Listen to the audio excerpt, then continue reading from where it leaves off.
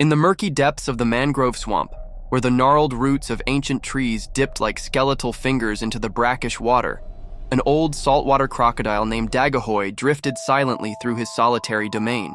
His scarred hide told stories of countless battles, his yellowed teeth worn from years of survival, and though the other creatures fled at the mere ripple of his approach, one small being remained unafraid, a spirited mud crab named Kaisig, who had made his home in the hollow of a rotting log near Dagohoy's sunning spot.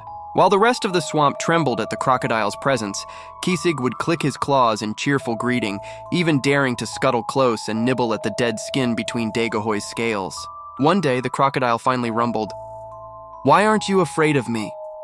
And Kaisig paused, one claw raised thoughtfully before answering, "Because you're lonely, and so am I." From that moment, an unlikely friendship blossomed between them, defying the harsh laws of the wild.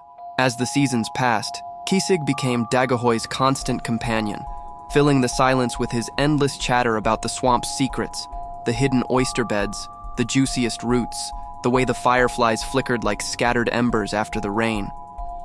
In return, Dagohoy watched over him, his massive presence deterring hungry birds and prowling monitor lizards. One night, beneath a moon that painted silver ripples across the water, Kaisig crawled onto Dagohoy's snout and, in an unusually solemn tone, made him promise, "No matter what happens, you won't eat me." Dagohoy huffed in amusement, replying, "I'd sooner starve!" And the crab clicked his claws in their shared laughter before they settled into comfortable silence, listening to the hum of the swamp around them. But their peace was shattered when the rains failed to come. The swamp grew parched, the water turning thick and foul, and soon the fish vanished, leaving the land barren. Dagohoy weakened, his ribs pressing against his leathery skin, while Kaisig's once glossy shell grew dull and brittle. One evening, as the crab struggled to crack open a meager snail, Dagohoy wordlessly crushed it between his jaws and nudged the pieces toward his friend. "Eat," he growled, but Kaisig hesitated, whispering, "You need it more." Dagohoy lied, "I'll hunt tomorrow," though they both knew there was nothing left to hunt.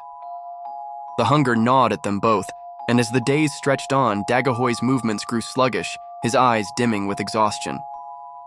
Then, one morning, Kaisig found him motionless at the water's edge, his massive body still. The crab scurried to his side, clicking his claws frantically, but Dagohoy did not stir. With a grief deeper than the swamp's darkest depths, Kaisig realized his friend was gone. For days, Kaisig lingered by Dagohoy's body, refusing to leave even as the tides tugged at the crocodile's lifeless form. The other creatures kept their distance, sensing the weight of the little crab's sorrow. Kaisig watched in helpless horror as they hauled Dagohoy's body away, leaving only disturbed mud and silence behind. That night, the swamp felt emptier than ever before. Kaisig retreated to their hollow log, his claws folded tight against his chest, as if holding on to the memory of his friend's rumbling voice. The rains returned eventually, filling the swamp once more with life, but Kaisig never clicked his claws in laughter again. Some say that if you listen closely on still nights, you can hear a faint, mournful clicking near the old rotting log, a sound almost like a crab whispering to a friend who will never answer.